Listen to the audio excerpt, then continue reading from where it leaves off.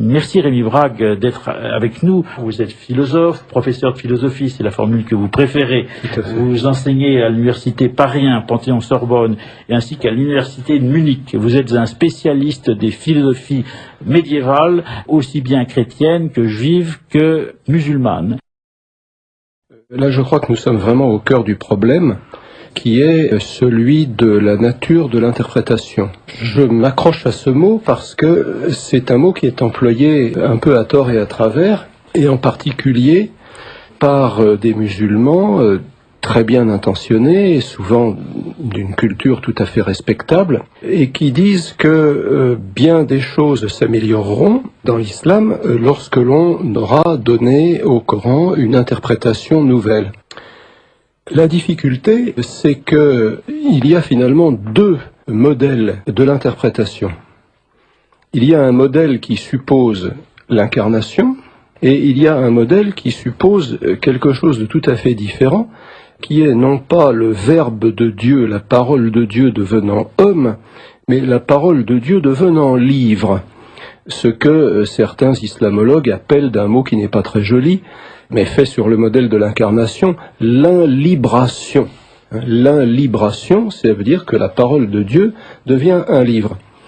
Conséquence, le Coran n'a pas pour auteur telle ou telle créature humaine, par exemple Monsieur Mahomet, qui a vécu à un moment donné, dans des circonstances sociales données, qui avait une culture donnée, etc., etc.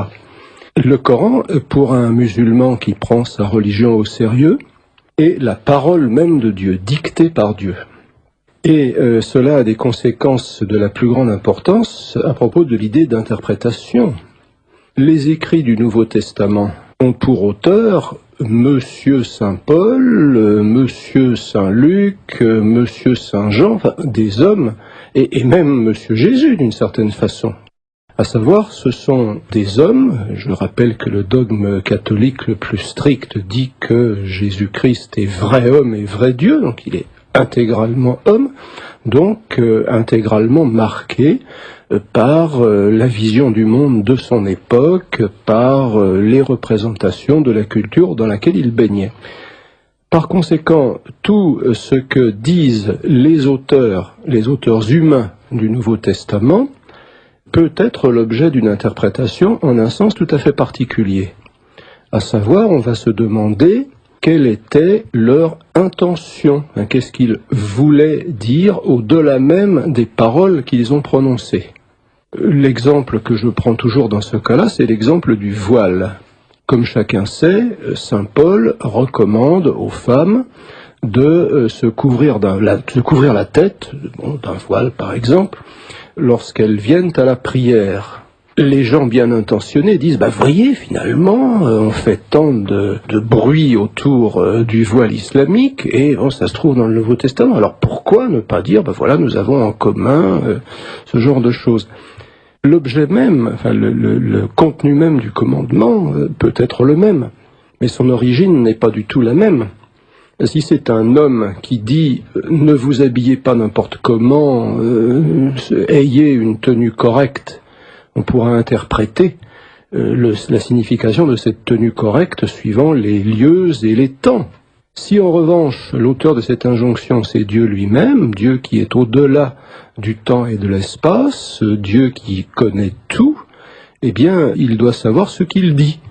Et donc, si Dieu dit « couvrez-vous d'un voile », ça veut dire « couvrez-vous d'un voile » et rien d'autre. Et ce que l'on appellera alors interprétation n'aura plus du tout le même sens que dans le christianisme, où il s'agit de remonter de la lettre de celui qui parle à son intention, mais ce sera une interprétation qui se limitera aux mots. Et on se demandera, est-ce que ça sera un voile long ou court? Est-ce que ça sera un voile transparent ou opaque? Quelle partie du corps devra-t-il couvrir, etc. On n'aura jamais interprété que les mots et on n'aura à aucun moment remis en question le caractère obligatoire, voire contraignant, d'une injonction qui vient de Dieu directement.